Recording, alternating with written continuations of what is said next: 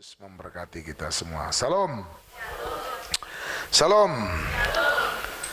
Baik, puji Tuhan, saudara yang dikasihi oleh Tuhan. Pada malam hari ini saya melihat unik ya, luar biasa. Tuhan memberikan kebenarannya kepada kita. Saya melihat bahwa apa yang kita dengar firman Tuhan dalam ibadah raya dan juga dalam ibadah pendalaman Alkitab malam hari ini, antara Minggu dan Kamis, Tuhan padukan sebenarnya setelah beberapa minggu terakhir ini. Agak jarang-jarang, saudara, saya menyampaikan firman Tuhan benar-benar dari ibadah raya dan ibadah PA itu menjadi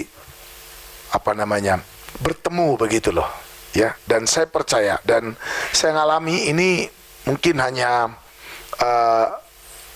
3-4 kali ya saya setelah menyampaikan kebenaran firman Tuhan selama 25 tahun terakhir ini. 3-4 kali saya pernah ngalami ini. Jadi topik yang saya bagikan di ibadah raya dan topik yang saya bagikan di ibadah PA itu bisa menjadi satu pemberitaan akhirnya.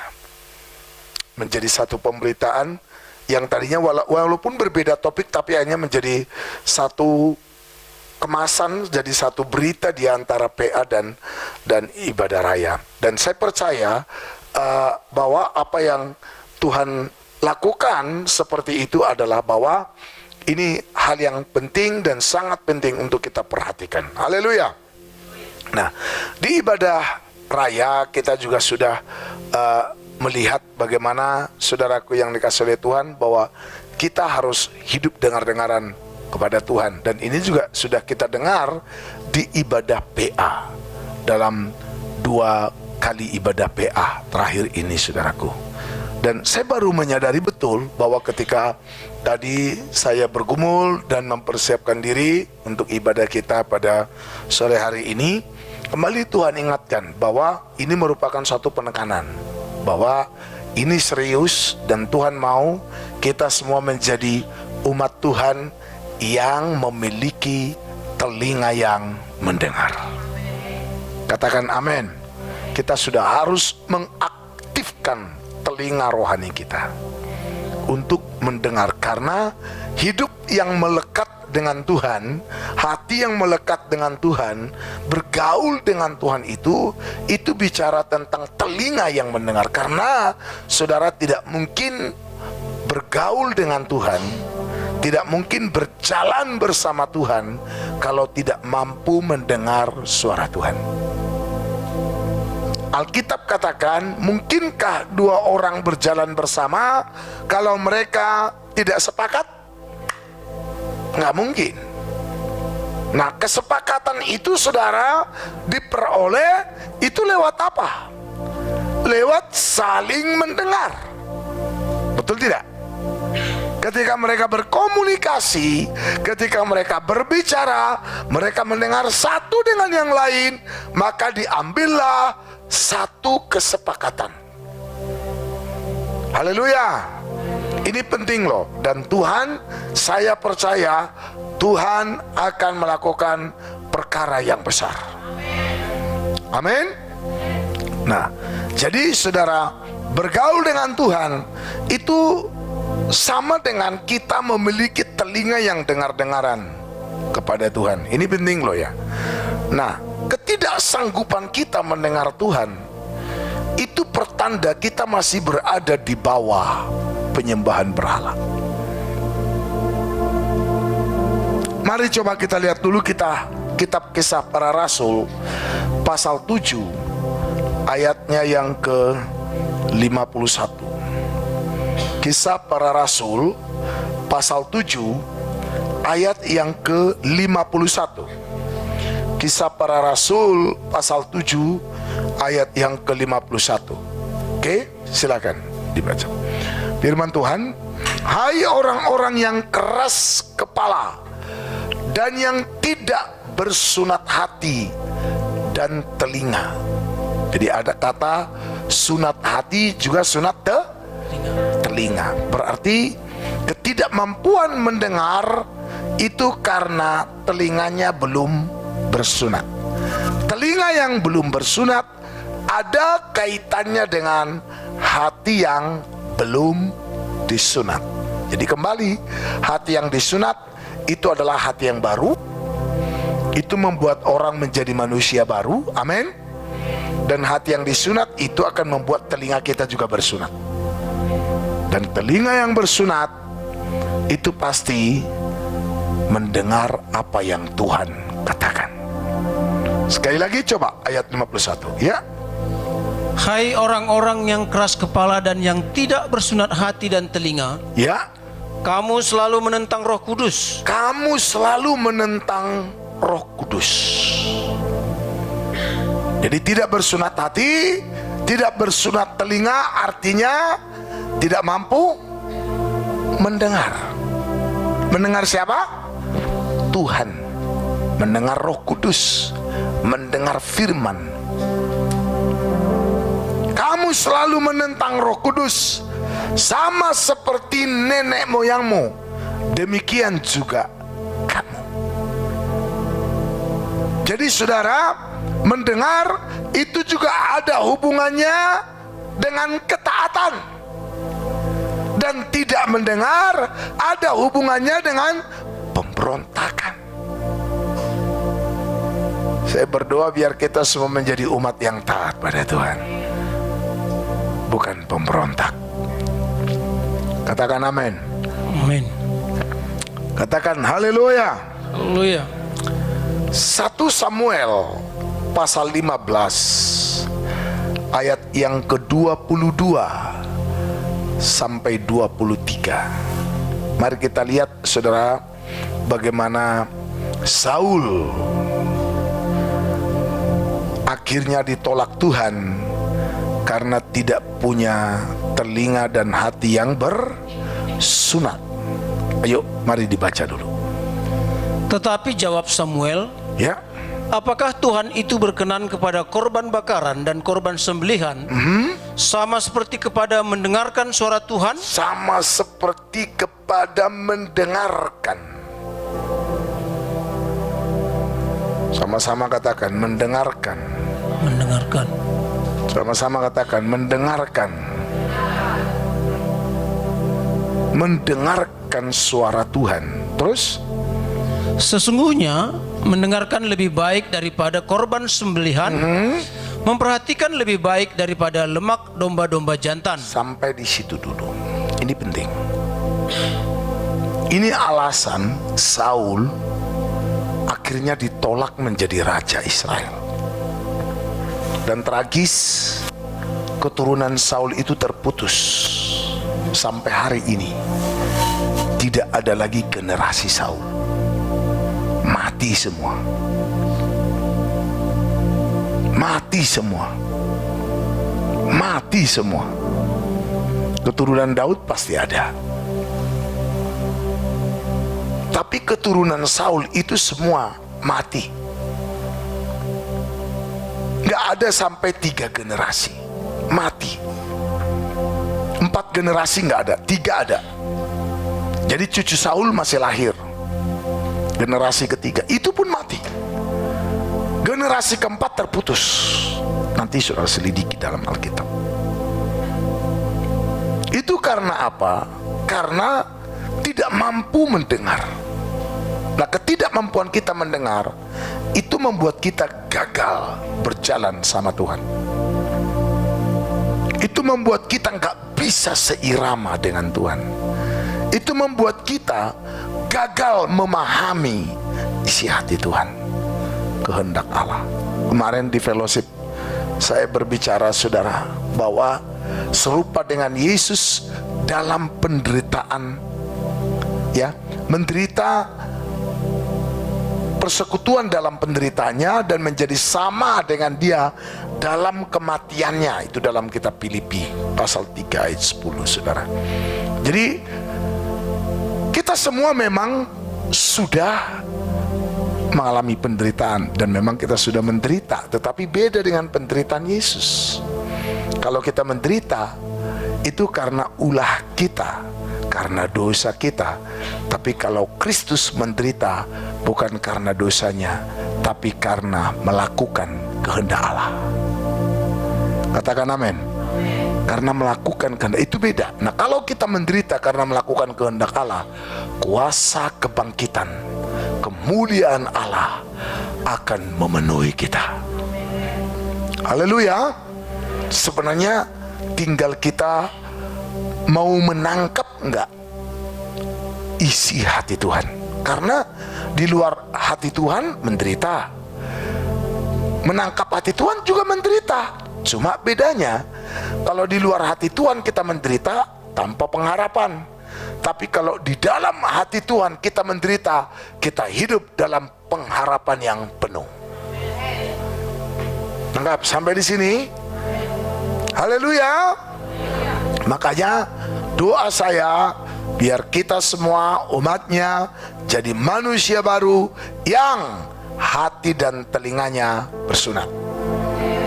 Jadi kita nggak disebut manusia baru kalau hatinya dan telinganya nggak bersunat. Saudara, nah ini dangkalnya pemahaman karismatik yang kalau sudah ikut-ikut berdoa terima Yesus langsung sudah dicap lahir baru. Enggak. Saudara baru benar-benar lahir baru, betul-betul menjadi anak Tuhan ketika hati dan telingamu bersunat. Kalau enggak, kau selalu menentang Roh Kudus. Sekarang saya mau tanya, siapa yang menurut Kisah Rasul 7 tadi yang dikatakan selalu menentang Roh Kudus? Siapa mereka? Tadi yang pertama orang Israel. Sama seperti siapa? Nenek moyangmu. Sekarang pertanyaan saya, siapa nenek moyangnya? Siapa mereka yang disebut sama dengan nenek moyangnya? Umat Tuhan yang sudah keluar dari Mesir tapi menentang Roh Kudus. Umat Tuhan tapi menentang Roh Kudus. Saya berdoa jangan sampai saudara sudah masuk bilangan umat Tuhan tapi menentang Roh Kudus. Kau kalau menentang Roh Kudus walaupun kau udah umat Tuhan, saya cuma ngingatin aja ya, jangan pede masuk surga. Ngerti nggak ini apa yang saya sampaikan? Ini kayaknya saya ini pendeta kejam, tapi saya nggak kejam. Saya sedang beritakan kebenaran yang sebenarnya, Injil yang murni. Karena selama ini ya dangkal pemahaman kita, ya percaya Yesus memang selamat kalau langsung mati kau hari itu, tapi kan belum mati. Jadi kita masih dilatih hari ini. Kita harus terus bertumbuh dan kita harus terus kerjakan keselamatan itu. Katakan haleluya. Katakan haleluya. Jadi jangan jadi umat Tuhan yang selalu menentang Roh Kudus karena tidak bersunat hati dan telinga. Artinya tidak bergaul dengan Tuhan, tidak mengalami Tuhan, dan akhirnya membuat kasih karunia yang kau terima menjadi sia-sia. Ini kita teorinya udah hafal kayaknya nih, udah langsung bisa lanjutkan, langsung sambut perkataan saya. Tapi masalahnya sekarang bagaimana prakteknya? Kita harus sampai ke prakteknya. Jangan kita hanya bisa berteori. Memang pengajaran ini membuat saudara makin terbuka ngerti, tapi saudara harus kejar. Firman itu harus mendarah daging. Katakan haleluya. Katakan haleluya. Haleluya. Amin. Iya. Nah, kata firman Allah kepada Saul ketika dia tidak mampu mendengar apa yang Tuhan pesankan, dia menyunat firman. Firman disunat. Firman jangan disunat. Hati yang harus disunat, telinga yang harus disunat. Saul malah memotong firman, tidak bisa menelan firman bulat-bulat, malah mengkorupsi firman. Kemarin di ibadah pemakaman saya katakan bahwa Kalau kita ini mengasihi Tuhan, kita melakukan segala perintahnya. Wah, bisa nggak melakukan segala perintahnya? Bisa, kalau saudara dan saya mengasihi Tuhan dengan segenap hati, dengan segenap jiwa, dan dengan segenap akal budi. Kalau kita nggak sampai ke sini, dalam kitab Korintus katakan, siapa yang tidak mengasihi Tuhan, terkutuklah dia dalam.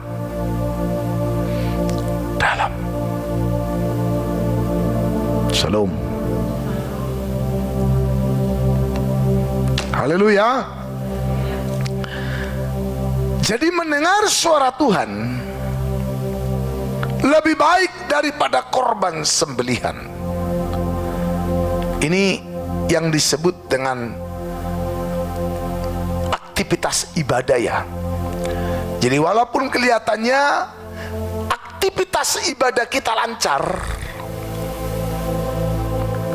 kegiatan ibadah kita lancar, kalau tidak disertai dengan telinga yang dengar-dengaran, maka dikatakan semua aktivitas dan kegiatan ibadah yang kau lakukan itu nggak ada artinya jika tidak disertai dengan telinga yang benar-benar mendengar apa yang Tuhan katakan. Ini penting. Tangkap sampai di sini? Haleluya. Mendengarkan suara Tuhan lebih baik daripada korban sembelihan. Memperhatikan lebih baik daripada lemak domba-domba jantan. Ayat 23, perhatikan, lebih tajam lagi koreksinya, lebih tajam koreksinya, ya. Sebab pendurhakaan adalah sama seperti dosa bertenung. Lihat. Jadi ketika tidak mendengar, langsung dikasih label pendurhaka. Durhaka sama dengan dosa bertenung, perdukunan. Makanya lihat loh, dosa perdukunan itu membuat orang keras hati. Perhatikan. Orang-orang yang terikat dengan roh perdukunan itu keras hatinya, susah telinganya terbuka mendengar suara Tuhan. Tanggap pada firman itu susah, kecuali orang itu habis-habisan mencari Tuhan. Haleluya. Ke saya juga, kalau saya bisa hari ini, itu karena anugerah, karena memang saya mengejar Tuhan lebih dari mereka. Saya haus akan Tuhan, saya merindukan Dia. Walaupun saya sering jatuh bangun, tapi saya bangkit lagi karena saya ingin mengenal Dia lebih dalam lagi. Haleluya. Jadi ketidakdengar-dengaran akan suara Tuhan langsung dikasih label pendurhakaan, yang sama dengan dosa bertenung, perdukunan, dan kedegilan adalah sama seperti menyembah berhala dan terapim. Degil. Tuhan gak mau ada lagi umat yang degil. Bahkan Tuhan mengendaki ada umat yang rendah hati. Firman Tuhan berkata, carilah kerendahan hati dalam kitab Sefanya. Ya, carilah kerendahan hati. Siapa tahu kamu akan terluput pada hari kemurkaan itu. Karena sekali lagi, saudara tidak akan mampu dengar suara Tuhan dan bergaul dengan Tuhan kalau tidak punya kerendahan hati. Haleluya. Kedegilan sama seperti apa? Menyembah berhala dan terapim. Perhatikan kalimat berikutnya. Karena engkau telah menolak firman Tuhan, Ya, maka ia telah menolak engkau sebagai raja. Kita ini semua imamat yang rajani. Karena engkau menolak firman Tuhan, maka ia menolak engkau juga sebagai raja. Tertolak. Jadi menolak firman membuat kita menjadi orang yang ditolak. Maka jangan pernah menolak firman. Sekali lagi, doa saya, telinga kita semua adalah telinga yang bersunat, mampu mendengar. Jangan begitu dengar gosip, tanggapnya mantap gitu loh. Jangan begitu mendengar kata-kata yang nggak jelas sumbernya, tanggap gitu loh. Kalau begitu mendengar berita miring, begitu mendengarkan bahasa-bahasa yang tidak membangun iman, cepat dia nangkap, bahkan menyimpan dalam hati dan merenungkannya siang dan malam. Tapi giliran mendengar firman, nggak tanggap-tanggap. Jangan sampai.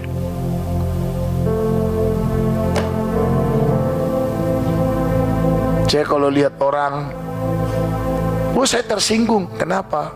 Dia ngomong begini, ngomong begitu ke saya, baru ngomong begitu, ngomong begitu, begini ke kamu, udah langsung tersinggung. Baru 5 kata dia bilang, kamu udah tersinggung, dan bertahun-tahun itu kau renungkan siang dan malam. Tuhan udah ngomong ribuan kata, satu kata pun susah masuk untuk direnungkan. Ayo pikirkan itu.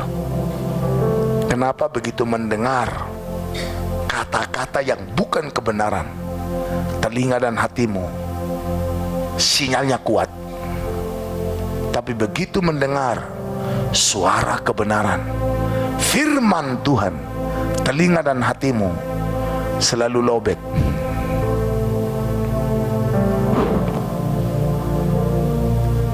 Ngerti nggak apa yang saya sampaikan ini?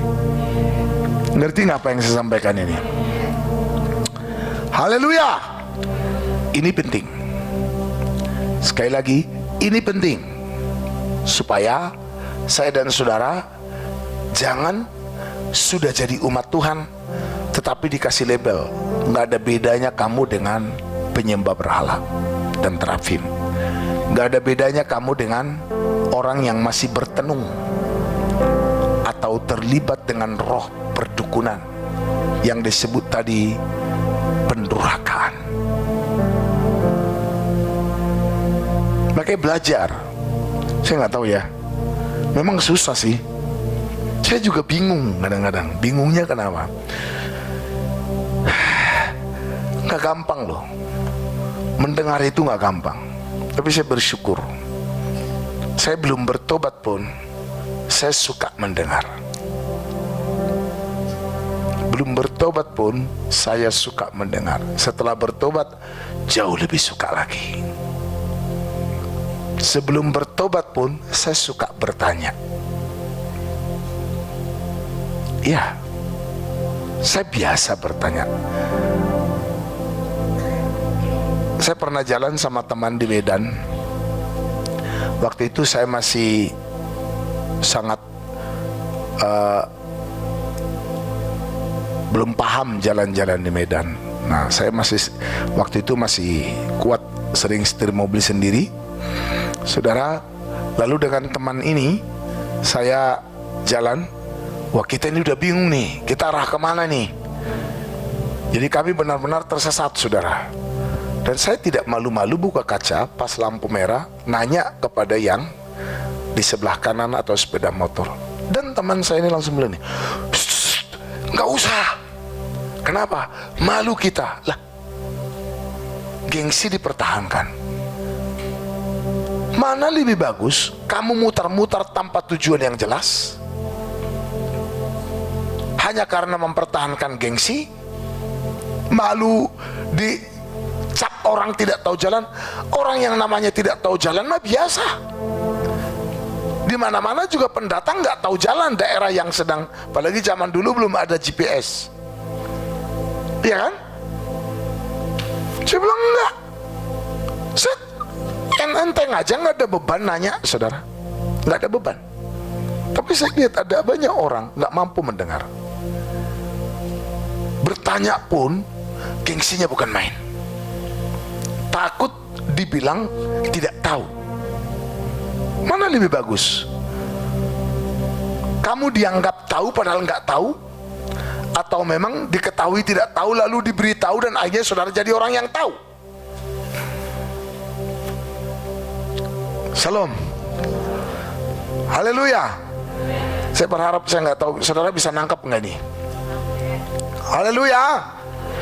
Saya berharap kita semua bisa nangkap. Ya, suburlah hati kita kepada firman, tajamlah telinga kita untuk mendengar. Katakan haleluya.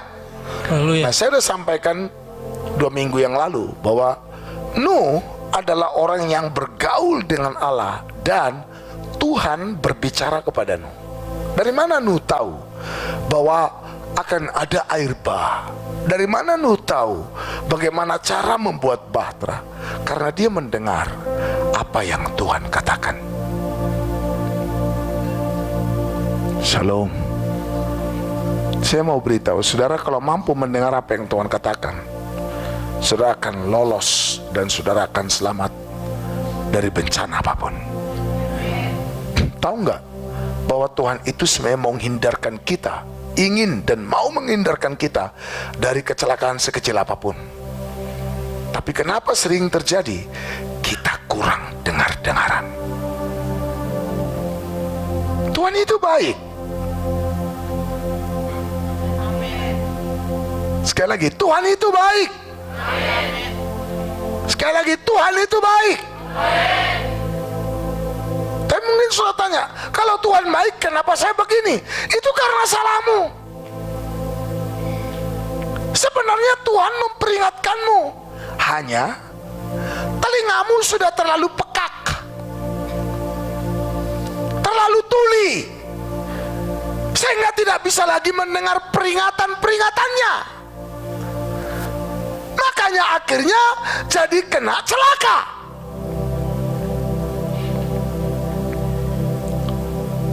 Saya tadi pagi saya dengar kesaksian Ibu Iin, itu luar biasa loh. Mereka baru pergi doa peperangan disuruh Tuhan ke ujung dunia dari sini. Itu daerah ya apa namanya itu? Iceland ya, Iceland ya, tanah es lah gitu ya. Apa? Pulau es. Itu katanya suhunya itu sampai di bawah 0, minus 40.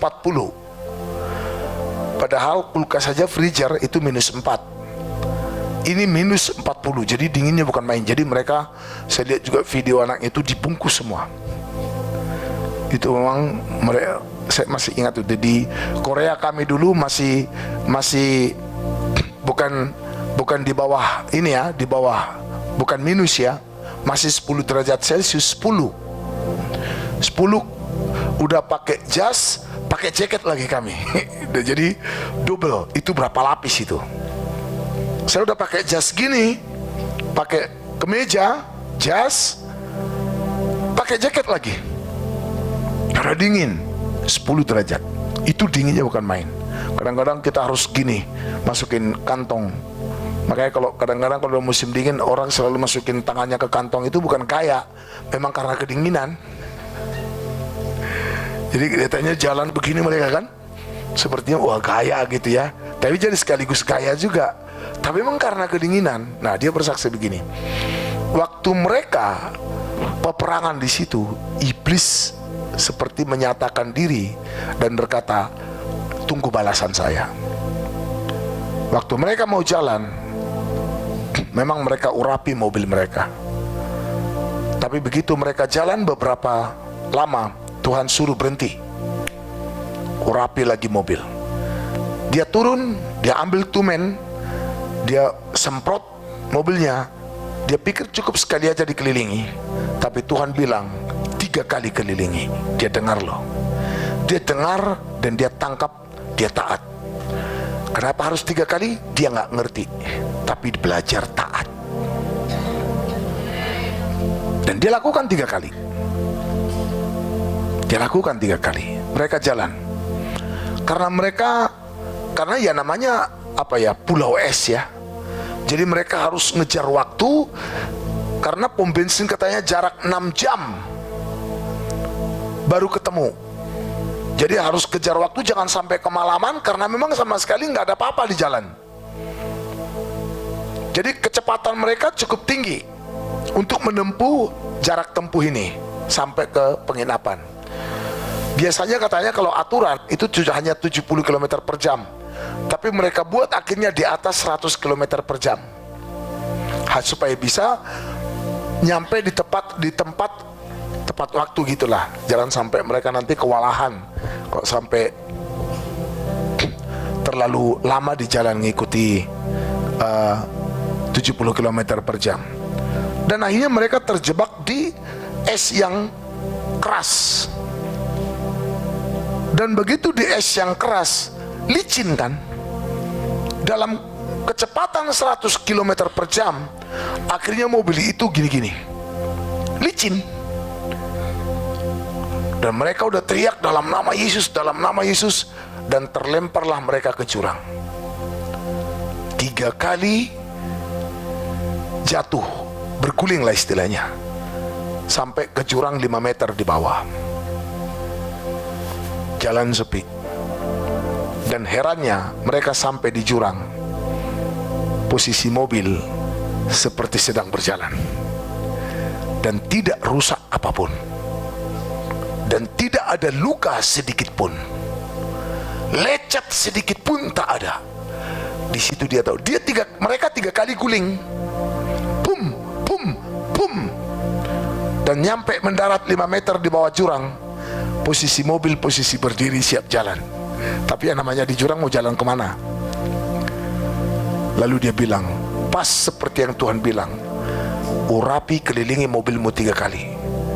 Dan 3 kali berguling, lecet pun mobilnya tidak, luka darah sedikit pun tidak ada pada mereka. Dan mereka berdua di bawah jurang, jalan sepi.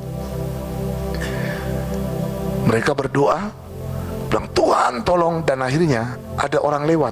Itulah cara Tuhan menolong. Ada orang lewat, dan mobil ditarik ke atas, utuh, tidak rusak apapun. Dan mereka lanjut lagi jalan. Sampailah mereka di hotel jam 1 malam. Waktu mereka kembalikan mobil, kan dirental di sana, dan yang punya mobil memeriksa mobilnya. Lalu mereka bilang, good, semua good, nggak ada yang lecet katanya. Karena dengar-dengaran, kurang mantap, dengar-dengaran. Coba kita dengar-dengaran. Coba dengar-dengaran. Sekali lagi, coba dengar-dengaran. Coba dengar-dengaran. Dipastikan kau akan selalu diluputkan dan dihindarkan oleh Tuhan dari kecelakaan kecil pun, dari kerugian kecil pun Tuhan mau hindarkan kita, karena Tuhan sangat baik. Sama-sama katakan, Tuhan sangat baik. Jadi kalau kita sampai ngalami sesuatu, itu karena memang kita kurang dengar-dengaran. Itu fakta. Haleluya. Karena kita melenceng. Makanya lihat, orang udah melenceng, bermasalah, sebenarnya karena telinganya tuli. Udah telinganya tuli, Tuhan pula yang disalahkan. Ini parah 1000 kali lipat. Tuhan tolong kita semua. Sekali lagi, dengar-dengaran. Saudara, kalau mau mendengar, belajar lembutkan hati. Makanya kalau hatimu sedang diremukkan, terima peremukan itu. Terima peremukan itu. Bahkan remukkan hatimu, hancurkan hatimu. Kejar Tuhan, bilang sentuh aku, cairkan kebekuan hatiku. bertakwa aku padamu, pertajam telingaku. Di ibadah raya saya sudah sampaikan saudara, ya, bahwa kita diberi lidah seorang murid dan juga telinga seorang murid. Lidah murid itu nggak banyak ngomong, namanya murid. Murid kalau terlalu banyak ngomong kena pentung sama guru. Jadi telinga murid itu adalah telinga yang memang tanggap mendengar. Katakan amin. Katakan haleluya. Hebat loh. Saya juga banyak ngalami. Kalau nggak mendengar Tuhan, wow. Kami pernah diserempet mau ke Medan. Bulan berapa itu Pak Raid? Mana Pak Sirait? Pak Sirait bawa mobil. Bulan berapa kita itu yang Innova diserempet di depan, nyerempet kereta depan gereja HKBP Sigumpar. Itu sore habis ibadah. Padahal kami doa, sebenarnya karena nggak dengar-dengaran, aku udah ngerasa nggak enak. Sebelum berangkat, kami masih masukin tas, pakaian ke mobil. Saya udah ngomong ke Pak Sirait, Pak Raid, jangan kamu yang bawa mobil, si Obed. Tapi Pak Raid bilang, oh enggak Pak, bermainlah segan. Masa aku jadi duduk? Nah, kurang lebih begitu. Apa yang terjadi dalam hatiku, daripada berdebat, harusnya langsung dengar kan? Daripada berdebat, ya sudah, berangkat. Di jalan masih nggak sejahtera, baru keluar. Saya doa. Saya pun entah itu pas bom yang di Surabaya dulu. Paginya itu bom di Surabaya. Saudaraku, saya nggak, aduh, gimana nih di jalan? Pas di Sigumpar, serempet kereta, bram, yang naik kereta terpental guling-guling. Orang teriak, "Woi!" Pak Sirait kabur. Cepatlah, gue bilang, takut dikeroyok juga kan. Kita juga nggak tahu kondisi yang naik kereta kayak mana. Oh, tiba-tiba macet di Silimbat. Wow, udah langsung tukang becak, angkot langsung ngejar. Saya turun langsung. Rupanya saya kenal. Amangnya katanya, ya. Langsung saya turun, saya berangkat ke kejadian, kita selesaikan. Kenapa terjadi? Jawabnya sederhana, bukan karena Tuhan nggak lindungi, tapi karena nggak dengar-dengaran. Coba Pak Sirait dengar saya. Coba Pak Sirait dengar saya. Obed yang bawa. Beda ceritanya. Minggu jam 4:30 saya telepon Bapak Utagaol yang di Siborong-Borong, yang istrinya baru meninggal Senin kemarin. Karena nanya kondisi, saya tanya, gimana kabar Amang? Udah gimana ibu?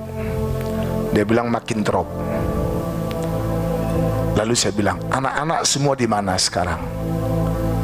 Satu sudah kembali ke Jakarta, dan satu lagi akan pulang hari Selasa. Tahu nggak? Saya bilang, jangan ada yang pulang. Bahkan yang di Jakarta suruh cepat pulang, balik lagi ke Medan. Karena istrimu, ibu itu akan dipanggil Tuhan. Sebenarnya sudah akan dipanggil Tuhan minggu kemarin, tapi saya berdoa karena Tuhan udah bicara, aku akan panggil dia. Tapi saya minta, Tuhan, kalau Engkau panggil dia sebelum fellowship, maka akan terganggu semua. Yang melayat terganggu, melayani fellowship pun terganggu. Betul nggak? Melayat terganggu, melayani pun fellowship terganggu. Jadi saya mohon, jangan sebelum fellowship kau panggil. Dan kalau engkau panggil, aku minta, udahlah sore hari Senin atau Selasa lebih baik. Ngobrol dong sama Tuhan. Amin. Waktu saya ngomong begitu ke Pak Utagaol kemarin, saya singgung juga itu sebelum saya khotbah. Iya Pak, katanya, Saya bilang yang sudah berangkat ke Jakarta cepat suruh pulang lagi. Artinya sebelum meninggal dia lihat lagi gitu loh. Jadi di situ semua diberangkatkan gitu loh. Saya bilang kalaupun harus pulang hari Rabu, karena kalau nggak meninggal Selasa itu berarti nggak meninggal lagi, mungkin akan sembuh. Rabu kalau mau pulang, saya bilang, karena saya udah dapat kesan kuat kalau nggak Senin Selasa. Senin paling kuat sebenarnya. Karena bayangan saya gini, kalau Senin dia meninggal sore, masih perjalanan dari Medan ke si Borong-Borong berapa jam, fellowship udah selesai. Ya seperti itu. Cuma saya masih bilang kalau nggak Senin Selasa dia akan dipanggil Tuhan. Pokoknya kalau Selasa belum, ya Rabu lah mereka pulang. Siapa tahu Selasa malam kan, begitulah. Iya katanya, tapi ternyata apa yang terjadi? Nggak disuruhnya yang sudah berangkat ke Jakarta pulang, dan malah yang pulang hari Selasa tetap pulang. Hari Senin dia pulang, Senin pagi, bukannya Selasa, malah dipercepat. Senin pagi dia pulang. Senin pagi pulang, siang jam 2 meninggal. Balik lagi kan, besoknya Selasa pagi. Akhirnya tidak dilihat berangkat. Coba dengar, nggak akan rugi kan? Tidak akan bayar tiket bolak-balik. Sekarang gini-gini tiket mahal loh. Kan tiket pesawat sekarang udah mahal. Nggak ada lagi 700-800 kan? Udah juta-juta sekarang. Tiket pesawat bisa 1,5, bisa 2 juta sekarang. Ya kan begitu ya? Ya. Jadi ini masalah dengar-dengaran. Coba lihat, sampai akhir hidup kita pun Tuhan nggak mau tiket pesawat kita terbuang sia-sia. Ngerti nggak? Tapi karena nggak dengar, ya terbuanglah sia-sia. Tapi ya selalu alasan kita, ya nggak apa-apalah rugi. Sebenarnya bukan soal nggak apa-apalah ruginya, tapi belajarlah peka. Oke, kalau masih rugi 3 juta, kalau nanti besok-besok kau rugi 300 juta, apa nggak putus surat saraf?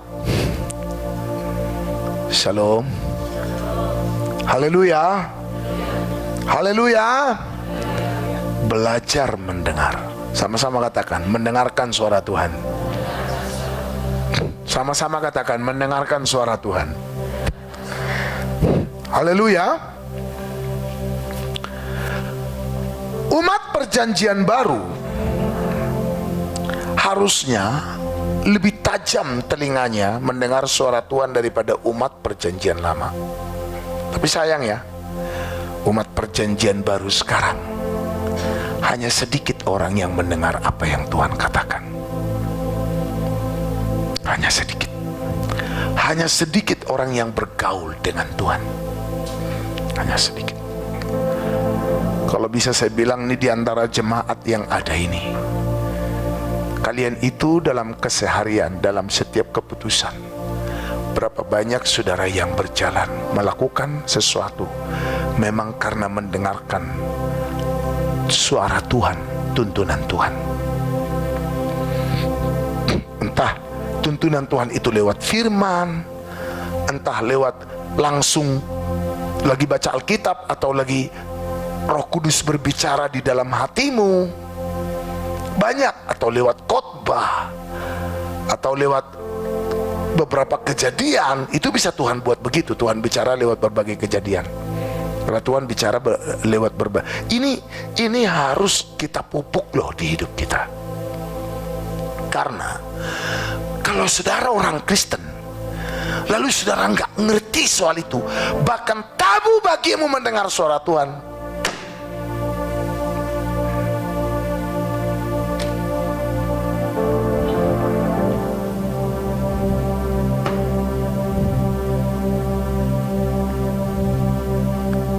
bagimu dituntun Tuhan.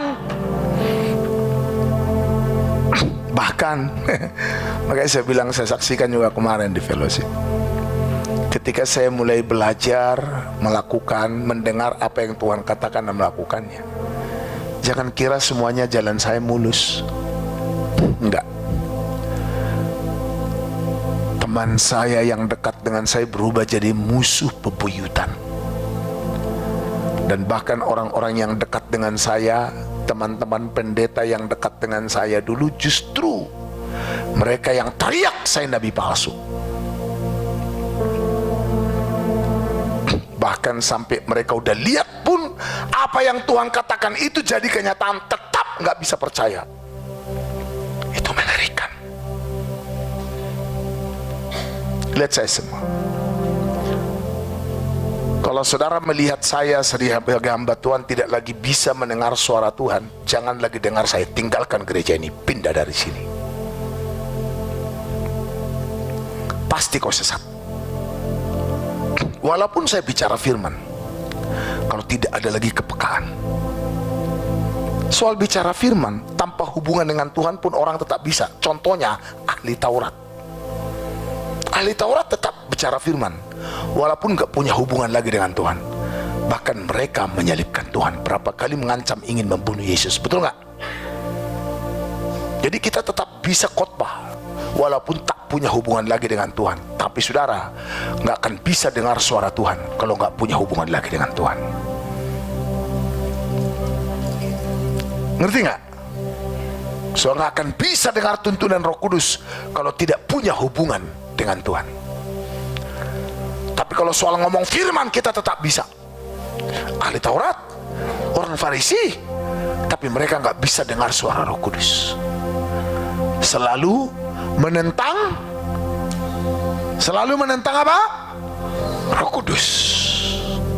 Selalu menentang. Haleluya.